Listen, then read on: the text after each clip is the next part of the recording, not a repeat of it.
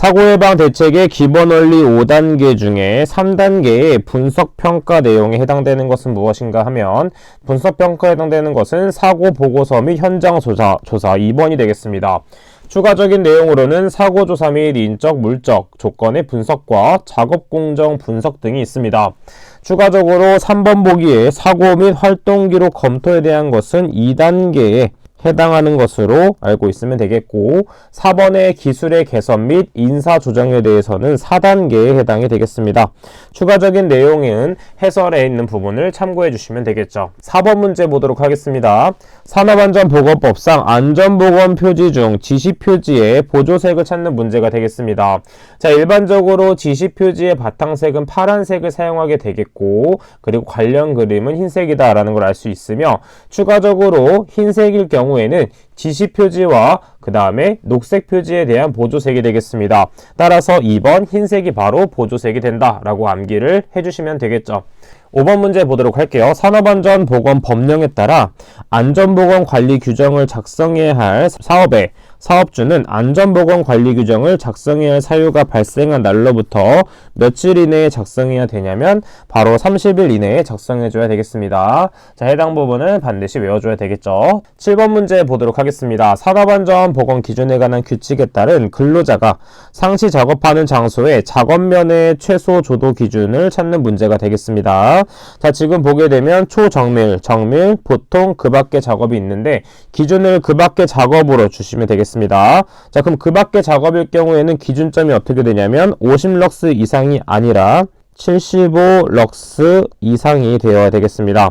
그 다음에 보통 작업은 2의 2배인 150럭스 이상이 되어야 되겠고 정밀 작업은 보통 작업의 2배인 300럭스 이상 그 다음에 초정밀 작업일 경우에는 정밀 작업의 2배를 먼저 해준 다음에 그 다음에 절반값을 더해준 값인 750럭스 이상이 되겠습니다.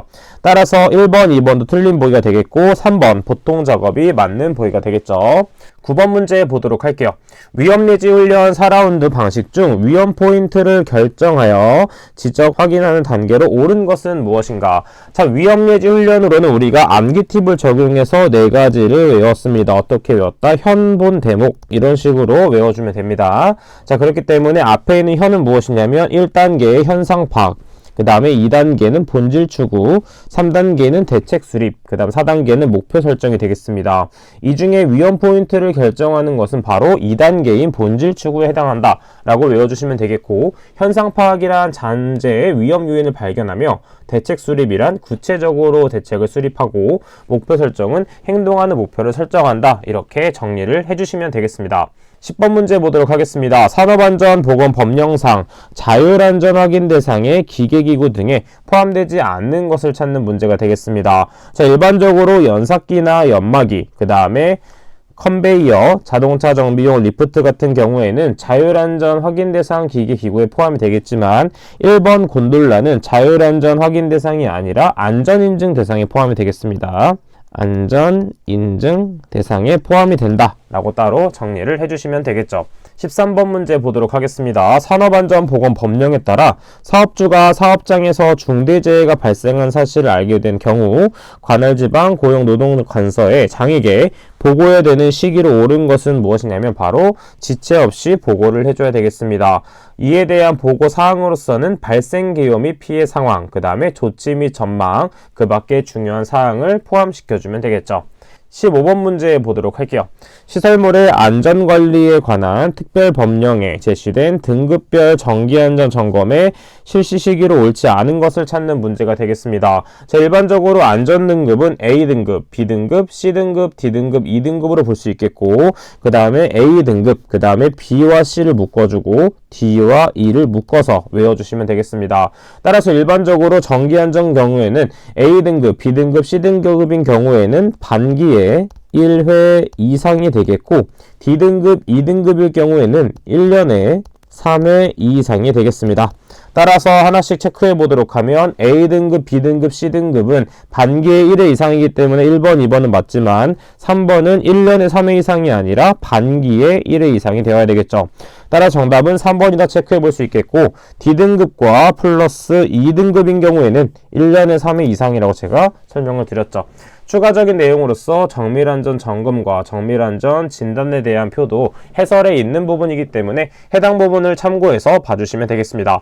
17번 문제 보도록 하겠습니다. 천재지변이 발생한 직후 기계설비의 수리 등을 할 경우에 중대재해 발생 직후 등에 행하는 안전점검을 무엇이라고 하냐면 바로 특별점검이 되겠습니다.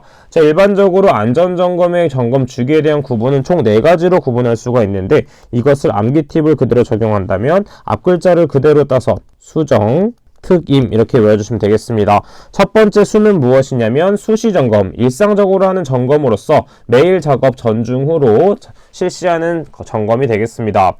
두 번째 정은 정기점검, 계획적인 점검이라고 볼 수 있으며 일정 기간의 시간을 정해서 정기적으로 실시하는 점검이 되겠습니다. 그 다음에 특별점검은 앞에서 설명했던 것처럼 표현해주면 되겠고 마지막으로 임시점검이란 무엇이냐면 정기점검을 실시한 후에 이상이 발견했을 때 임시로 실시하는 점검이 된다라는 특성들도 같이 정리를 해주시면 되겠죠. 20번 문제 보도록 하겠습니다. A 사업장에 무상해 무사고 위험 순간이 300건이 발생하였다면 버드의 재해 구성 비율에 따르면 경상은 몇 건이 발생했는가?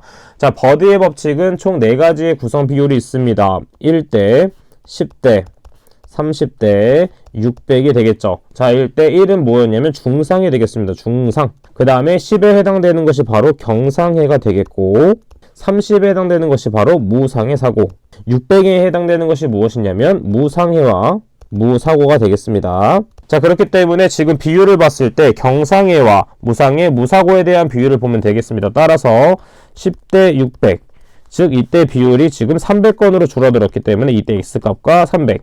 지금 보게 되면 절반이 줄어들었다라는 걸 알 수 있기 때문에 경상은 우리가 10이 아니라 절반인 5건이 발생하였다라는 걸 알 수 있겠습니다. 따라서 정답은 1번이 된다라는 걸 알 수 있겠죠.